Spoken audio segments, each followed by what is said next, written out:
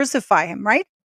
Yeah, so she was promoting the film and it was very cheeky promotion. It was very much like grab your friends, wear your florals, come get your Betty Buzz, which is her canned cocktail. And so she was doing all of these, promotions for the film that made it seem like a fun rom-com. Like people thought like, "Oh, Reese Witherspoon's going to be pupping out and we're going to be, wearing our florals to the movies." But so once people realized like it's a really serious movie with a serious message, people felt like especially because the people that were going to watch it were people that were fans of the book, right? They were fans of Colleen Hoover, who has a book series. And so they were familiar with, as Paula said, with the subject matter. And so there was a lot of heat around her tone deaf approach to promoting it. And then her husband Ryan Reynolds, him and Hugh Jackman would try to do like funny skits to promote the movie, which again, a serious movie like this, it's just weird that you would promote it in this way. So the audience kind of turned on her. And then there was this one woman, her name is Kirsty Flaw, and she was a reporter who interviewed Blake Lively years ago. And so she was like, "Oh, everyone's talking about how tone deaf Blake Lively is. Here's this interview. Here's this clip from this interview that I never revealed before, but I'm sharing it with you guys now, where we were just about to start the interview for another film that Blake was promoting, and Blake was pregnant at the time. And so she tells Blake Lively, 'Congrats on your little bump.'" And it wasn't a little bump, it was a big bump. She was very well pregnant. It was very well known that she was pregnant. But so she tells Blake Lively, "Congrats on your little bump." And Blake Lively snaps back and she's like, "Congrats on your little bump."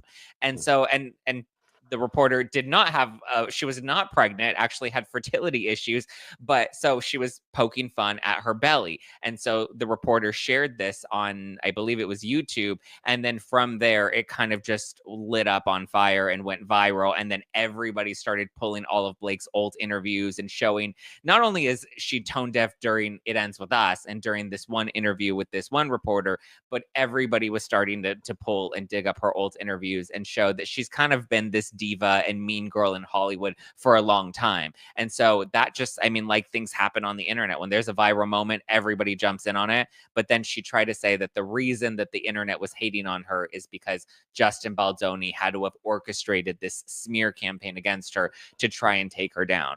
But as I've pointed out a number of times, that doesn't even make sense because he had the rights to the second film. She's the main star of the movie. That like you can't make a sequel without your main actress, and it just wouldn't work to recast her. That why would he want to tank not only the current promotion for It Ends With Us, but why would he want to shoot his chances of potentially putting out a second film that he already had the rights to? Becky Mhm. wants to know whether the film ended up doing well. Very well, actually. I think it did. It brought in like over, I think 250 or 300 million. So it 350. yeah. So, and it did really well, which is why in his new lawsuit against Blake Lively and Ryan Reynolds and Leslie Sloan in the New York Times, they're suing for 400 million because not only is their reputation and their livelihood kind of squashed, but then you also have the second film that would have presumably done well, potentially better. That, if the first one made 300 million, there's no, they could have very easily made or matched that in the second film. Got a question from Katz. I've heard the voicemails of his voice. He sounds super creepy. Do you feel this personally about him? So yes, there was a voice note that was circulating that he sent to her. Some people read it as creepy. Some people, the way I kind of read it is his tone of voice was very much like trying to appease her, like talking to her kind of like she's a kindergartner and like really like trying to feed her ego and be like, it's okay, like, so I read it as he was trying to appease her. And I think it was because from what we've heard, she's not only been difficult on a number of sets prior, but this one specifically, it seemed like everybody was walking on eggshells around her. And there was even a crew member that came out and shared that like nobody wanted to deal with her. There were, a number of people on set that had apparently gotten fired because of her. And so everybody was like walking on eggshells. It was a very delicate dance that they had to play with her. So I understand where the tone of his voice is kind of like softer and, it may seem a little creepy to some people. I didn't read it as creepy. I was just like, he's afraid to piss her off because the dragons are going to come and blow his head off. And also because I think he was already being threatened that they were not going to promote the movie or they were going to walk out, which basically would have meant that they would have had to, that would have been a huge loss for them, because she was already saying that she was not going to promote, she was going to quit. And I mean, this is in the middle of the movie. You know Yeah. that. So he was like threatened, I guess, in a way, because he was already over budget. And can you imagine having to start again? There was a lot of things that I felt, and he's woke. He's like, he had this podcast. That's the men bun. Like, he's talking about positive masculinity or something like that. And even his producer, who's known, or his co-host, who's known him for a long time, she ended up decamping to Ryan Reynolds, bitch. And then, sorry, and then she was like, I'm looking at this guy. It's like, I'm so glad he's not Latino like me, because I would have, me, Sean. You know what I would have happened, So I mean, I can imagine him being frustrated and having to talk her like, and I think she had a crush on him too. I think she got a crush on him, to tell you the truth. Yeah, some of We've the got text one. messages are a little. Some of the text messages that she sent to him are a little questionable. We've got one more question on this, and then we'll go over to Meghan Markle and her new show. So Abundantly wants to know if Blake admitted to lying. I don't think Blake is capable of admitting to lying. I think she believes her own lies. But no, so the latest is that she's fighting to have she's fighting to have Justin Baldoni's lawsuit against her dismissed. So it's highly unlikely that that's going to happen. Once all these motions to dismiss, once the judge kind of gets through all of that, we're going to move into the discovery phase. We're going to get the depositions, and then trial is set for a year from now. So it's set for March 2026. So we'll see. It's going to be a messy year ahead. But the depositions have to be made by August. The depositions have to be made by August, which means Taylor Swift, Wolverine, Bradley Cooper, among a few of them, are going to be deposed, and hopefully these will be made public, won't they, Zach? Please say they they're likely. We'll see if the entire depositions get published, because obviously there are some parts of them that I'm sure Blake Lively's team will fight to get redacted, but we'll likely get something in the press, some leaks as these depositions happen. They're due as of August 14th. As of right now, with all the delay tactics that Blake Lively's team is trying to do, they may try to push that deadline a little bit. They've been trying to push a lot of their deadlines, but we'll see. It's gonna be an eventful summer for sure. If they pull in Hugh Jackman and Taylor Swift, and they start pulling in the text messages, and once those get published, I know the internet's gonna go crazy with it. Do you think it'll go to trial? Oh, sorry, Jen. Sorry, sir. No, I go back and forth. I mean, I think it would be crazy if it goes to trial, because that's when things get really messy and everybody's skeletons come out of the closet. So attorneys often fight for settlements outside of a trial, because then you also don't know how a jury can go, right? A jury can be very unpredictable. So as of right now, it's looking like Blake and her team are fighting to go to trial. I know Justin Baldoni's team really wants to go to trial because they want to prove their innocence in all of this. So, I mean, it's looking like it's the trial may be happening. I would say 80-20. Okay. So do you find that this is overshadowing the P. Diddy news at the moment? Because everyone seems to be so focused on the Blake Lively story here that that's kind of taken a real back step. You know, it's so crazy. I'm shocked at how much the Diddy trial and the whole Diddy story altogether has just kind of faded a bit, right? Yeah. Like right now, everybody's talking about Blake and Baldoni, or like there are at least other stories that are coming up that like people aren't as hooked on the Diddy stuff as I think we were when it first came out, and everybody wanted to, buy some baby oil and wear white to the party, and now we kind of have forgotten about Diddy. Do you think it's the calm before the storm because there's supposed to be a trial in May? I think so. I think it's kind of laying low because they're building the case. I'm pretty sure Diddy's cooperating, and that's why there's not a whole lot of information that's come out. Is he's probably cooperating, and he's singing like a canary, and he's turning names over left and right. Because I would imagine if he sees the writing on the wall, and if he sees he's going down, he's not going to go down alone. I think he'll do a last-minute plea bargain, or it will go to trial. I think he'll try to do some sort of last-minute plea bargain, because the roster of people that he has are a really strong roster of like high-profile celebrities and politicians that like that holds more weight than locking him up. he may end up doing some time. He may do some sort of house arrest. He'll do whatever he can to reduce his own time. But the judge doesn't. I mean, how much he offered? What, $50 million for bail, and the judge was like, absolutely not. So it doesn't seem like the judge is willing to play. So Diddy's only option now is to turn on all these other people, which I think holds a lot more weight than just him going down alone. So watching with love, did you have a puke bag on standby, and what were your favorite parts? Sean, I just wanted to show you a clip of Zack, and that I love. I think everybody's gonna love it. It's just, let me just show it to you because I think it's a lot of fun. I have it on my X clearly. Wait one second here. So I don't know if you guys want to show it. I don't know if you want to show it, Sean, so I can. Does it have music? It's not copyright music or anything like that. Nothing like that. No. So I see you put it in the present area. Okay, got it. Paula can do it all. She doesn't need us. I know. I guess what story headline this could be about, or a person it could be about. And I'm going to read this comment that came from People Magazine on one of their articles. Okay. So this comment on People Magazine says, well, another ridiculous name. Time to fully monetize the children too, making a full career out of zero accomplishments. What story do you think this is about? Or Kardashians. person? Yeah, that's where I went to as well. So your first guess is wrong. Would you like to guess again? Who else could this potentially? A name. Okay, so a bad name. Read it again. Well, another ridiculous name. Time to fully monetize the children too, making a full career out of zero accomplishments. Hit by the tabloids a lot. Denise Richards. No. Well, you had your chance. Kanye. This is a comment left on a story titled Meghan Markle renames lifestyle brand America Riviera Orchard to As Ever. I saw this morning. Yeah. How did I not think? I don't know. So this article came You out like Meghan Markle, don't you? No. about your girl, Meghan Markle. She renamed her orchard because it just seemed that she was, what she said, limited. Was it her actual?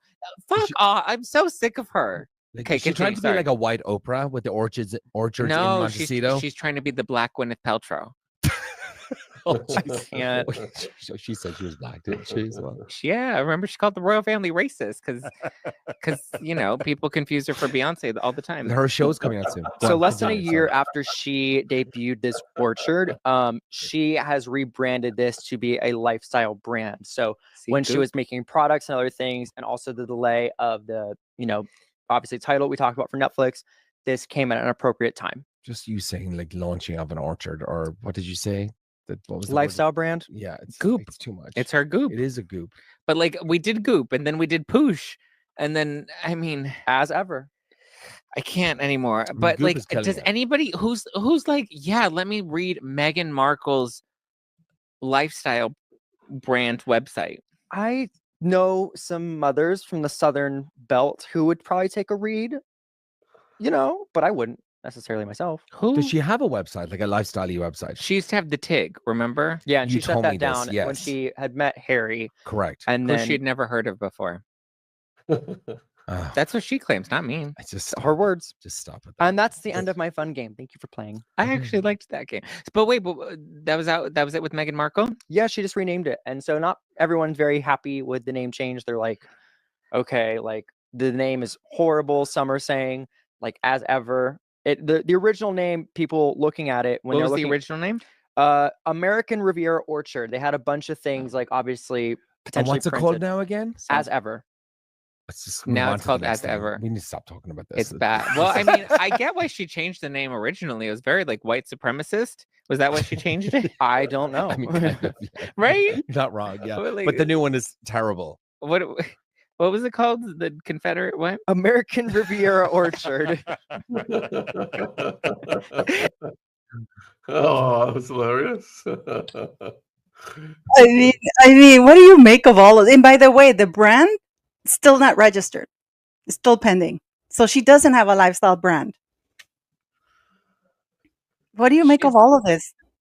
She is just a joke. I mean, come on. Like, there's every time I see something else about her, like I'm waiting for her to launch something. Like, she has no products. She has no her website isn't even launched. I mean, nobody knows what her brand is even. Also, what a knockoff brand that she has. Her Netflix show was was straight out of 2015 Pinterest with her rainbow fruit art. I was waiting for her to teach us how to make Oh. macaroni art.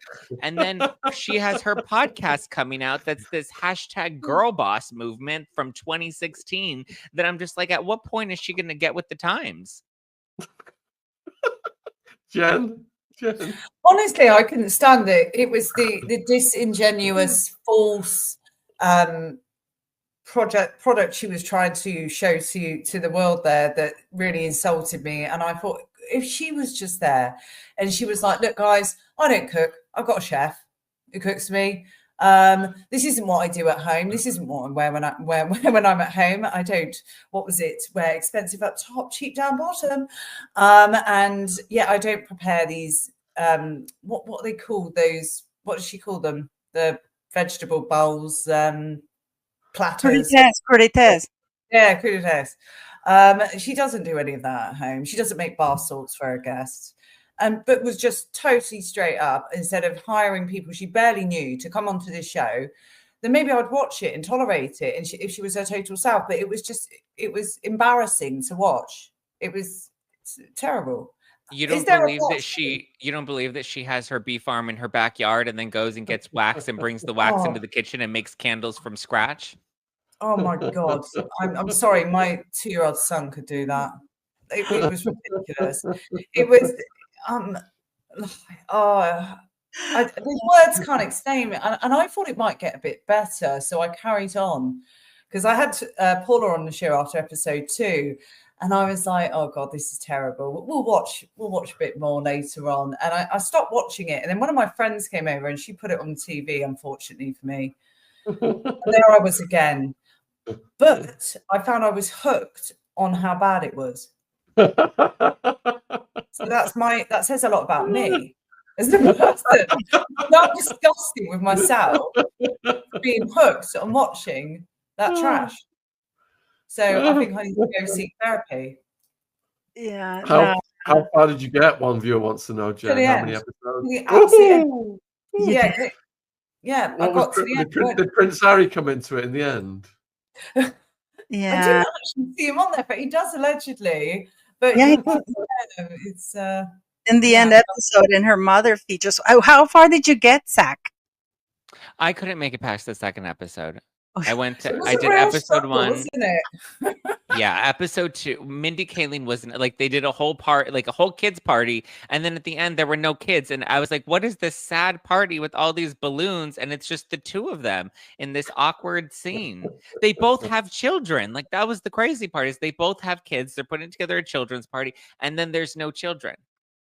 I just want to see her real. I want to see her in her real kitchen with Harry. You know, we don't need to see the kids because, understandably, who wants their kids, on screen? That's total privacy respect there. But just the real her, regardless if she is a total cow in real life, people want to see it, and they probably love her for it. If she was like blunt as day, I'd watch it. I'd be like, yeah, I respect that. But lack of respect because she just put that shit together and put it out online. Yeah, I think to your point, if she'd just been real, if she and Harry had been there, and even if she were in her sweats or whatever, and they were cooking breakfast together in the kitchen, like, yeah, you're right. We don't even need the kids. But like something as simple as that, I think people would have appreciated a lot more because they would have actually gotten to know her. But nobody believes that she's cooking in this all white beige outfit with this $1,500 cashmere sweater, and she's just mixing up eggs with Mindy Kaling. It's like, it's so like out of touch and ridiculous. And cooking wearing white without shoes, which is anti-hygienic, that nobody, if you're in a kitchen, nobody will ever, what if you drop a knife? I mean, she'll benefit from cutting one of those ugly toes off. But, I mean, she's walking barefoot, which is unhygienic. What is, like wearing silk stuff, like Zack says, cashmere and stuff like that. It's just like cooks like that, and the way she ridiculed Mindy Kaling when she said, look, Remember we did that story with the maid, Sean, that the maid said that Meghan Markle used to mock their Hispanic accent. Remember Yes. that we had that in it because we interviewed that maid, and that Meghan Markle used to mock. They were Spanish. The staff, right? The domestic staff. The servants, if she wants to call them like that. So she would mock them like because they couldn't say Her Royal Highness Princess Meghan. The Duchess of Sussex is like a mouthful, and she used to make fun of their accent. So when I saw that with Mindy Kaling, I'm like, and I don't know why they left that in. Why do you think they would leave something like that in? Because it looks bad, doesn't it, Zach? I mean, I secretly think that the producers and the editors couldn't stand her, and so that's why they leave all of these little things. Like somebody even pointed out that when in the first episode, when she was making the popcorn with the full cob that she puts into the microwave, that they didn't even catch that when she pulls the popcorn out, that there's actual popcorn that's already on the counter. That it made it look like that popcorn was homemade out of the microwave, and it wasn't. So there were just a lot of those little things. I mean, and even like the moment with her and Mindy Kaling with the when she's like, tell me about your look, and she like mocks her in that. I think a lot of those moments that don't make Meghan look good, you can tell like the editors could have very easily scrubbed that and given her the best possible edit, and they did it. And I think it's obvious that they don't, because they probably didn't like her. I mean, what we heard that there was reportedly 80 people that she had working on this show, which is insane. Can you imagine if there had 80 people, Zach? Can you imagine if we had that budget and 80 people? Can you imagine what we do with that? Oh, please, We would produce a good show. Yeah, yes. And what do you think of her podcast? Because I got some news, Sean. I don't know if you guys know this, but you know that I don't know if you know Prince Harry's ex-girlfriend. Which one? Cressida Bonas. No, Cressida Bonas. Here, I'm actually sharing this with you. Oh, okay, it's Donna. I'm actually, oh my goodness, I got it up to 557. This is Cressida Bonas. And this is, she's launching a podcast, which is Lessons from Our Mothers. And she's actually lovely. She has proper A-lister Kate Winslet, who help shape who they are today. As mothers ourselves, we are curious to explore the valuable lessons we carry forward, the ones we choose. She's there, and I mean, I left a comment, and she so kindly replied, this is so lovely. Thank you for sharing. And she had like 400, and I just did a live with P. Dinah, and she got a bunch of subs from that. But she's launching a podcast about mothers. It's called Lesson from Our Mothers, and she's launching on March 30th. And she's very beautiful, Zach. I don't know if you know her. And even in People magazine now, they're showing her. And guess who one of her guests is in the podcast? Meghan Markle. No. Look, I'm sharing this right now. This isn't People magazine. If you share, I'm sharing you that screen. Eugenie. Princess Eugenie is one of her podcasts. The Shade. Look how beautiful. This is his ex-girlfriend, Zach. I mean, Harry's known for loving blondes, so I don't understand what he's doing with Meghan Markle.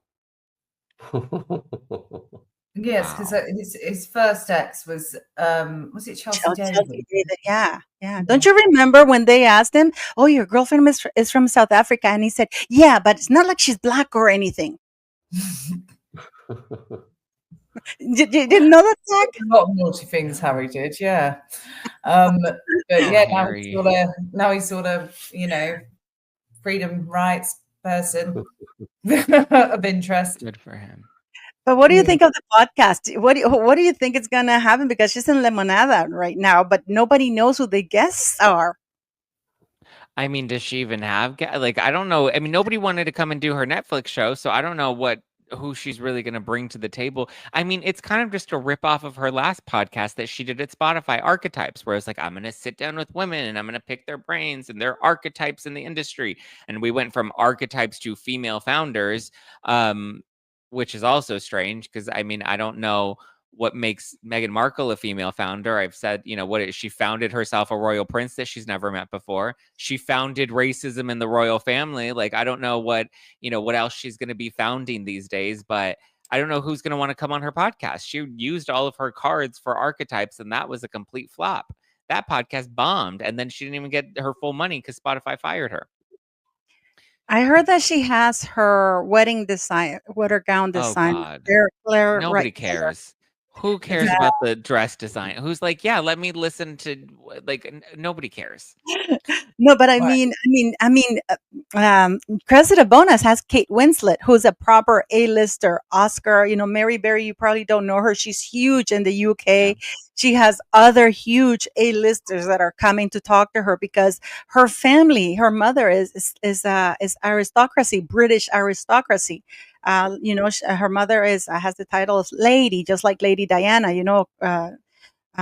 Harry's mom. I mean, it would have been great to have Harry as a guest there talking about his late mother, don't you think, in her podcast? Who do you think's disliked more then, Blake Lively at the moment or Meghan Markle? Ooh, I mean, they're both kind of fighting for the crown. I feel like Meghan Markle is kind of unanimously disliked, whereas a lot of people are torn with Blake Lively at the moment because they want to do this whole, believe women, and we want to believe that she's a real victim. So I think people are conflicted with Blake Lively, whereas Meghan Markle, everyone's kind of just determined she's insufferable at this point. So I think she takes the lead. Viewers, put a 1 in the chat if you think